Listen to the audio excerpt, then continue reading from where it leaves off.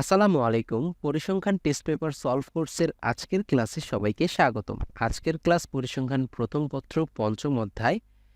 আমরা পঞ্চম অধ্যায় থেকে আজকের দুটি কলেজের কোশ্চেন সলভ করব। প্রথম কোশ্চেনটা হচ্ছে রাজপুতরা মডার্ন কলেজ থেকে।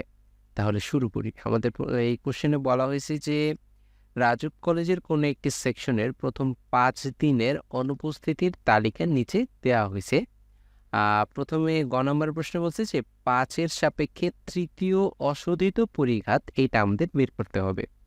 আর ঘ নম্বরে বলা হয়েছে যে উদ্দীপকের তথ্যের সাহায্যে বঙ্কিমতা এবং সূচলতা নির্ণয় করো এবং আকৃতি সম্পর্কে মন্তব্য করো। তাহলে শুরু করি আমাদের গ নম্বর কোশ্চেনটা। গ নম্বর কোশ্চেনে আমরা অশোধিত পরিঘাতটা বের করার জন্য আমরা আগে হইতেছে শোধিত পরিঘাতগুলো বের করে নেব, যাতে আমার সেটার সাহায্যে আমি ঘ নাম্বার কোশ্চেনটাও করে নিতে পারি। মানে আমাদের যাতে ডাবল খাটনিটা যেন না হয়, আমাদের যাতে বারে বারে ম্যাথগুলো না করতে হয়, এর জন্য আমরা এই এক মানে শোধিত পরিঘাতগুলো আগে বের করে দেব, যার ফলে আমরা হইতেছে পরবর্তী ঘতে সেটা ব্যবহার করতে পারবো। তাহলে শোধিত পরিঘাত বের করতে গেলে আমরা জানি হইতেছে এক্স বার বা গড় দরকার হয়। এখানে এন সমান সমান তো হইতেছে 5। তাহলে এক্স বার মানে হইতেছে summation X I divided by হইতেছে এন। এখন সামেশন এক্স আই মানে আমাদের এই যে 2, 4, 6, 8, 10 এগুলার যোগফল, আর ডিভাইডেড বাই হইতেছে এন মানে হইতেছে 5। এটা যদি আমরা ভাগ করি তাহলে এখানে আমরা পাবো হইতেছে 6। এটা এক্স বার পাইলাম। তারপরে এখানে আমরা এক্স আই দ্বারা ইন্ডিকেট করব, আর এক্স আই কত আছে 2, 4, 6, 8, 10। আচ্ছা, এই লাইনটা এক্সট্রা আছে, এটা বাদ দিই আমরা। তারপরে এখানে আমরা বের করব X I minus X bar whole square, X I minus X bar whole to the power cube, আর X I minus X bar whole to the power 4। এটা আমরা বের করব। এখন আমরা X I minus X bar মানে হইতেছে X I কত, এক্স আই হইতেছে 2 থেকে যদি 6 বাদ দিই তাহলে হবে -4। -4-এর উপর যদি আমরা স্কোয়ার করি তাহলে সেটা হবে 16। এভাবে যদি আমরা এই লাইনের প্রত্যেকটা নির্ণয় করি তাহলে এটা হবে 4, এটা হবে 0, এটা হবে 4, এটা হবে 16। আবার আমরা যদি এই বিয়োগফলটাকে বিয়োগফলের মানে কিউব নির্ণয় করি তাহলে এটা হবে আমাদের -64, এইটা হবে আমাদের -8, এইটা হবে 0, এটা হবে 8, এটা হবে 64।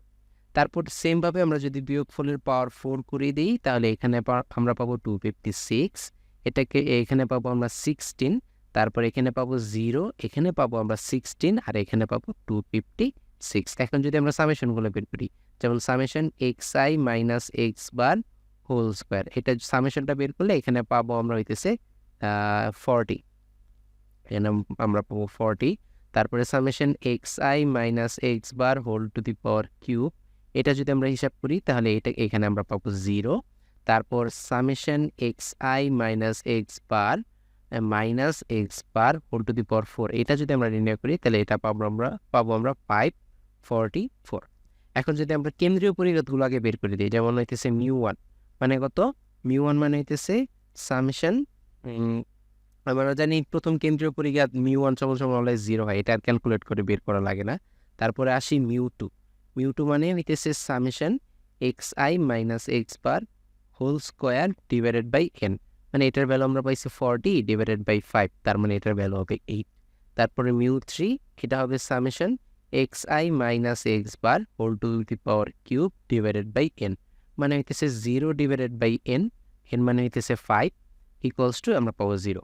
আর μ4 যদি হিসাব করি তাহলে এখানে হবে summation X I minus X bar whole to the power 4 divided by হইতেছে এন, তার মানে এটার ভ্যালু আমরা পাইছি যে 544 ডিভাইডেড বাই এন মানে হইতেছে 5।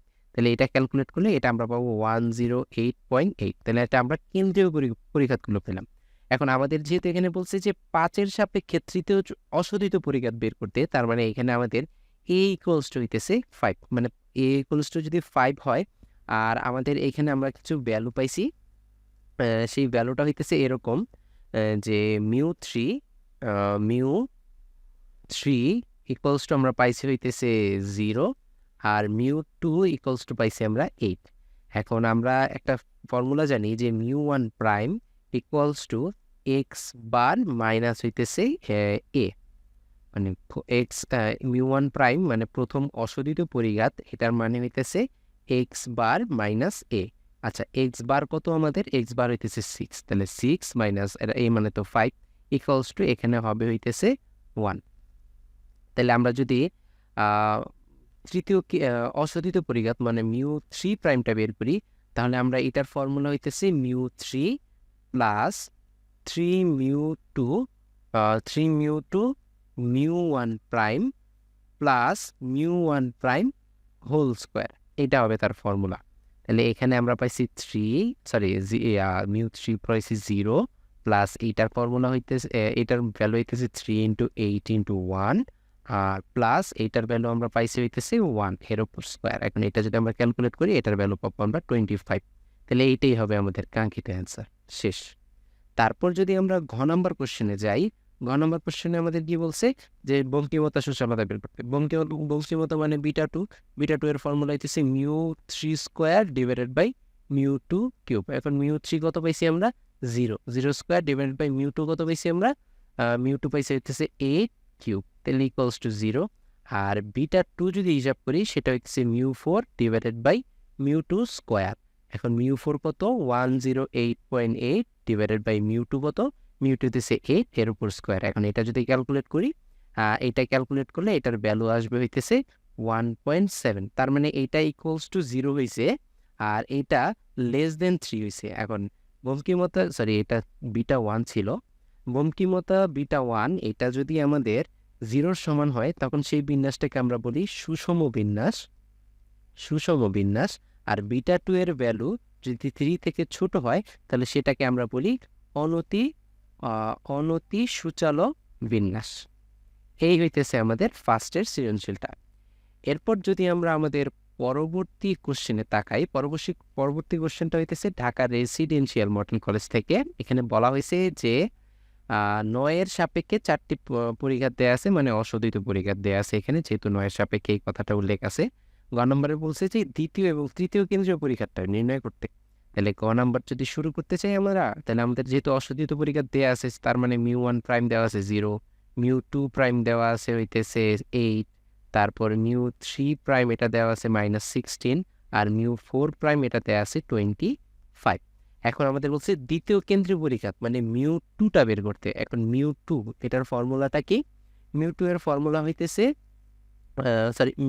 মিউ টু এটা প্রাইম হবে না, শুধু মিউ টু এর ফর্মুলা হইতেছে mu two prime minus mu one prime square. এখন মিউ টু প্রাইম মান কত? 8 মাইনাস এটার মান কত? 0 স্কোয়ার, মানে এটার মান আমরা পাবো 8। তারপর যদি আমরা তৃতীয় কেন্দ্রীয় পরিঘাত মানে মিউ থ্রি বের করতে চাই, এটার ফর্মুলা হইতেছে mu three prime minus 3 mu two prime mu one prime, তারপর হইতেছে mu one prime plus mu one prime whole to the power cube. এটা হইতেছে আমাদের ফর্মুলা। এখন মিউ থ্রি প্রাইমের ভ্যালু আমরা জানি -16, তারপরে হচ্ছে -3 ইন্টু মিউ টু প্রাইমের ভ্যালু হইতেছে আমাদের 8 ইন্টু মিউ ওয়ান প্রাইমের ভ্যালু হইতেছে 0 প্লাস এইটার ভ্যালু হইতেছে 2 ইন্টু 0-র উপর আমরা বসাবো হইতেছে কিউব। তাহলে এটা বসাইলে আমরা অ্যান্সার পাবো -16। এই দুইটা হইতেছে আমাদের কাঙ্ক্ষিত অ্যান্সার। শেষ। তারপর যদি আমরা ঘ নাম্বার বের করতে চাই, ঘ নাম্বারে আমাদের বলছে যে নিবেশনটির সূচালতা বের করতে। এখন সূচালতা যদি বের করতে চাই, সূচালতার সূত্র হইতেছে beta two equals to mu four divided by mu two square. এখন আমরা গ নাম্বারে মিউ টু বের করছি, কিন্তু মিউ ফোর তো বের করি নেই, তাহলে মিউ ফোর দরকার। এখন মিউ ফোরের ফর্মুলা তাহলে এই যে আমাদের অশোধিত পরিঘাতের সাপেক্ষে সূত্রটা হইতেছে এরকম, mu four prime minus 4 mu three prime mu one prime plus 6 mu two prime, তারপরে হচ্ছে মিউ ওয়ান প্রাইম স্কোয়ার, তারপরে হচ্ছে -3 mu one prime whole to the power 4। এখন এই যে এই সবগুলোর ভ্যালু তো এই যে এখানে আছে, এই সবগুলোর ভ্যালু যদি আমরা এখানে বসাই, এটা আর অ্যান্সার ক্যালকুলেট করি, তাহলে এটার অ্যান্সার আমরা পাবো 25। তাহলে এখানে বসাই দেবো 25 ডিভাইডেড বাই এখানে হবে 8 স্কোয়ার, তার মানে এটার ভ্যালু আমরা পাবো 0.39। এটা কি লেস দেন 3 হয়েছে? আর যদি লেস দেন 3 হয়, সেটাকে আমরা বলি হইতেছে অনতি সূচালো। এই হইতেছে আমাদের সেকেন্ড সৃজনশীলটা। তাহলে সবাইকে ধন্যবাদ। আসসালামু আলাইকুম।